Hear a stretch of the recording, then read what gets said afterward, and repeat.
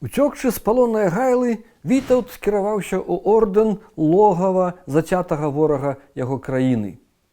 З пункту гледжання палітыкі это было лагічнае рашэнне, але яго неадназначна ўспрынялі ў Літве, таму што раней уцякаў, перабягаў на тэрыторыю ордэна толькі здраднік.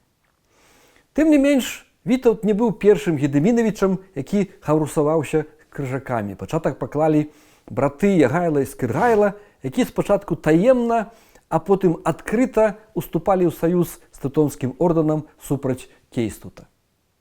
Сігналам пра тое, што ордэн зацікаўлены ў Вітаўце, стаў ліст хохмайстра ў канцы 1382 года да Ягайлы з просьбай вярнуць Вітаўту хоць бы частку бацькоўскіх уладанняў.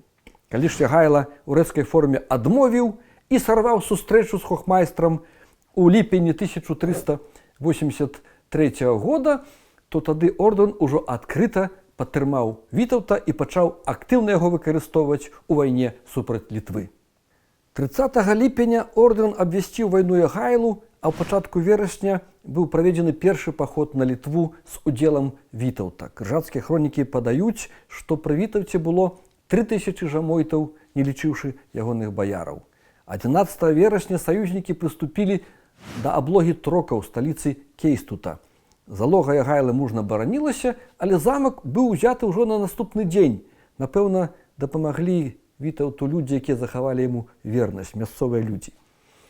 Хохмайстар урачыста афіцыйна аб'явіў пра перадачу Трокаў Вітаўту, пакінуў там залогу у колькасці 60 чалавек на чале з 2 рыцарамі, а потым войскі скіраваліся да Вільні. Пра маштаб гэтага паходу сведчыць тое, што крыжацкім авангардам, спешна высланым на ліцвінскую сталіцу, камандавалі вышэйшыя ордэнскія чыны комтуры Эльбінгу, Балгі, Бранденбурга і Хрыстбурга.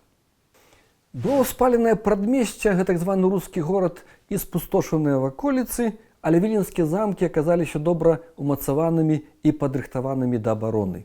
Таму праз 11 дзён аблогі паход спынілі і войскі павярнулі дадому.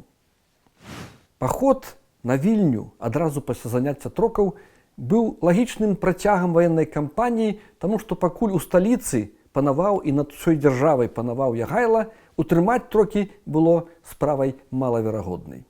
Так яно і выйшла. Адразу пасля адыхода ворага Ягайла і Скіргайла прыступілі да аблогі троцкіх замкаў. Залога, якая не спадзявалася на падтрымку з боку Прусіі, здалася ў пачатку лістапада. Ягайла трыумфаваў.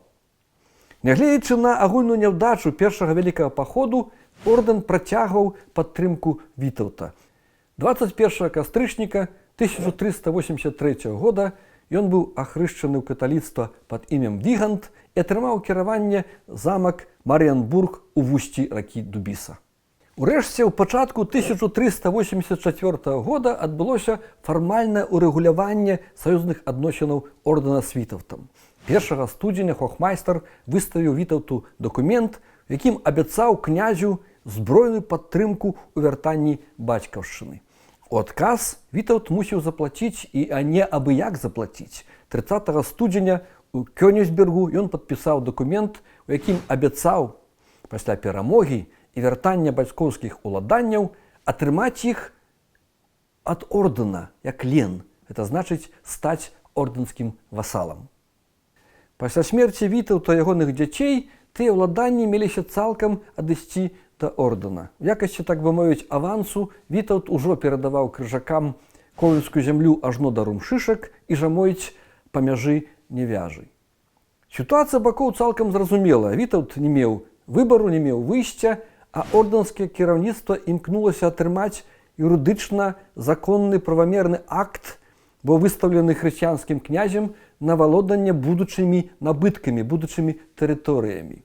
Наўрад ці яны спадзяваліся атрымаць гэтыя землі непасрэдна ад Вітаўта, але той быў крок у будучыню, пагляд у будучыню, разлік на будучыню, бо пры патрэбе ордэнскае кіраўніцтва заўжды магло прадставіць перад еўрапейскімі манархамі і імператарам законныя акты на валоданне новымі землямі.